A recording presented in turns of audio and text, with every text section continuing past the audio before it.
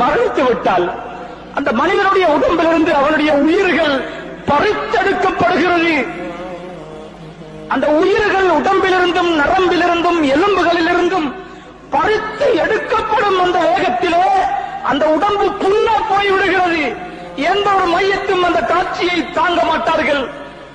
ஒரு மனிதன் மரணித்து விட்டால் உடனே என்ன செய்கிறார்கள்? வீட்டில் உள்ளவர்கள் வருகிறார்கள், அடி கழுவ வேண்டும், குளிப்பாட்ட வேண்டும் என்கிறதுக்காக வருகிறார்கள். அந்த மையத்தை உடுத்திருந்த சட்டையை, சாரத்தை, உடுப்புகளை கலட்டுகிறார்கள். கலட்டத் தொடங்கும் பொழுது அந்த மையத்து ஒரு சத்தம் வைக்கிறது. ஐயுகல் ராசில், என்னை குளிப்பாட்டுபவனே, என்னை குளிப்பாட்ட வந்திருப்பவனே, இப்பொழுதுதான் என்னுடைய உடம்பிலே உயிர் கலட்டப்பட்டு உடம்புகள் புண்ணா போயிருக்கிறது. என்னுடைய உடம்பிலிருந்து சட்டைகளை கலட்டும் நீ என்னை மெதுவாக நடந்து கொள், தாறுமாறாக கலட்டி விடாதே, என்னை அந்த பக்கம் இந்த பக்கம் போட்டு புரட்டி இந்த புண்ணுடம்பை இன்னும் அழுத்தப்படுத்தாதே என்று ஒவ்வொரு மையத்தும் கெஞ்சுகிறது. இந்த நேரத்தில் அதிகமாக அந்த மையத்து கவலைப்படுகிறது என்று நபி ஸல்லல்லாஹு அலைஹி வஸல்லம் அவர்கள் சொன்னார். ஒவ்வொருத்தரும் அனுபவிக்க இருக்கிறோம், ஒவ்வொருத்தரும் மௌத்தாக இருக்கிறோம், ஒவ்வொருத்தருக்கும் இந்த சக்கராத்து வர இருக்கிறது. ஒவ்வொருத்தரையும் குளிப்பாற்றுவதற்காக குடும்பத்தார்கள் வருவார்கள், நம்முடைய சட்டைகளையும் கலட்டுவார்கள். அந்த நேரத்தில் தான் அதை உணர முடியுமே தவிர எவ்வளவு சொன்னாலும் புரிய வைக்க முடியாது. அல்லாஹ்வுடைய நல்லடியார்களே, மையத்தின் இந்த நேரத்தில் படக்கூடிய கவலை, இந்த வேதனை, அது போடக்கூடிய சத்தம் ரொம்ப தாழ்மையாக கேட்டுக்கொள்கிறது. சத்தம் போட்டு கேட்கிறது தாழ்மையா. புண்ணுடம்பு, புண்ணுடம்பு, இதை தாக்கி விடாதே, மென்மையாக மிருதுவாக பூ போல என்னுடைய உடம்பை நடத்து, என்னால தாங்க முடியாது என்று அவனுடைய குளிப்பாட்டுவனிடத்தில் கெஞ்சி கேட்டுக் கொள்கிறது.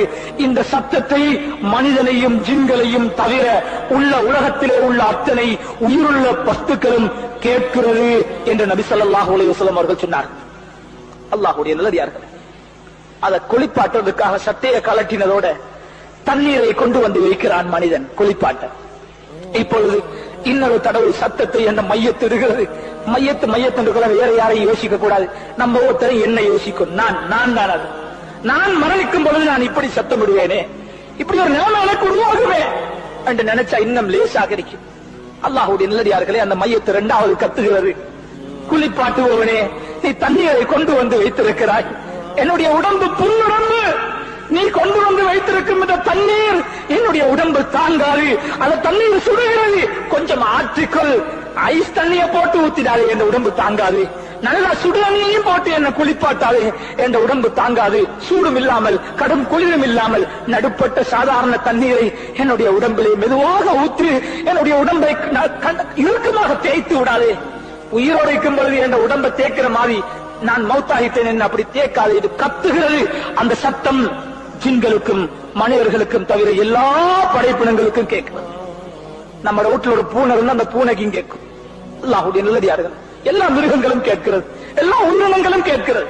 பிறகு இந்த மனிதனை குளிப்பாட்டி விட்டு கஃனிட தொடங்கும் பொழுது இந்த மையத்தை சொல்லுகிறது, கஃனிடுவதற்காக என்னை கொஞ்சம் தூக்குவீர்கள், கவனமாக என்னை தூக்குங்கள், என்னை கண்டவோடு என்னை புலங்காதீர்கள், கண்டவோடு என்னை புரட்டாதீர்கள், ஏற்கனவே வருத்தத்தில் நொந்து போயிருக்கிறேன், என்னை கவனமாக மிருதுவாக கண்ணியமாக நடத்துங்கள் என்று கெஞ்சி கெஞ்சி கேட்டுக் கொள்கிறது.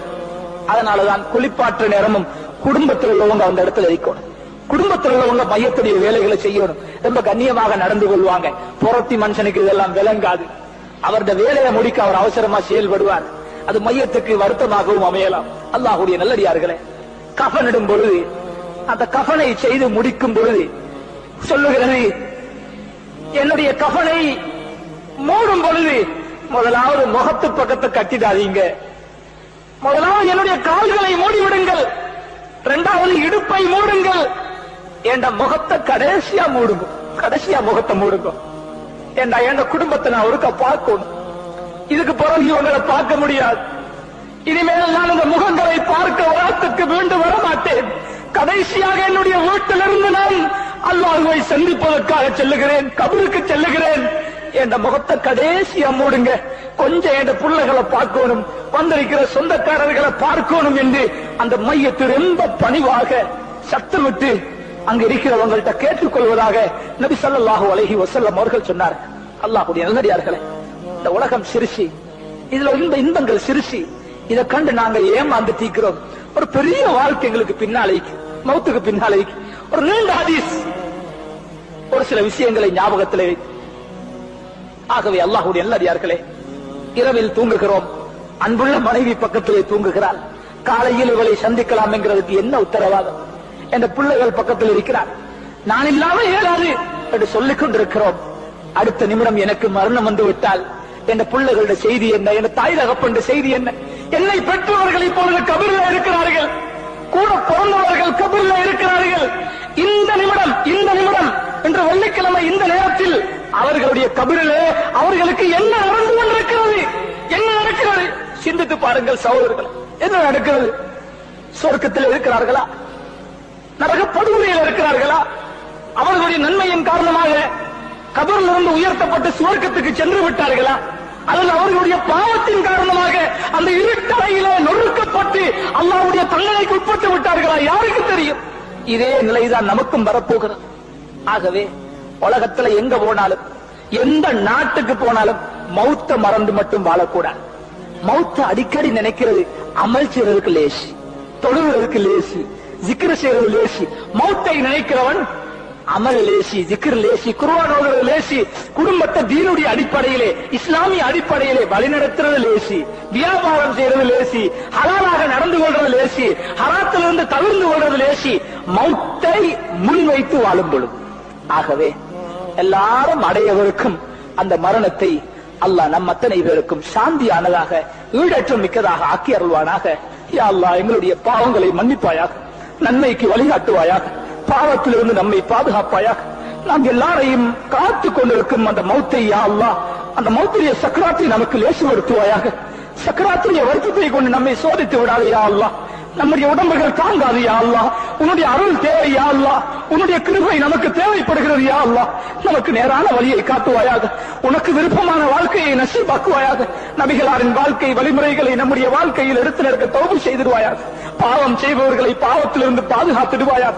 நன்மைகளை விட்டும் தூரமாக வாழ்பவர்களை நன்மைகளின் பக்கம் நெருக்கி வைப்பாயாக. உலகத்திலே சுவர்க்கத்துக்காக உழைக்க தௌபு செய்திடுவாயாக. உலகத்துக்காக உழைக்கிறோம் யா அல்லாஹ், உலகத்தை கோடி கோடியாக சேர்த்து வைத்திருக்கிறோம் யா அல்லாஹ். ஆகிரத்தை மறந்திருக்கும் நமக்கு நம்முடைய சிந்தனைகளை தூண்டி விடுவாயாக. கபரை, மௌத்தை, மஹ்ஷரை, சுவர்க்கத்தை, நரகத்தை நம்முடைய முன்னால் வைத்து அதற்காக உழைக்கக்கூடிய நல்லடியார்கள் கூட்டத்தில் நாம் அத்தனை பேரையும் ஆக்கி அருள்வாயாக. ஆமீன், ஆமீன். أشهد أن لا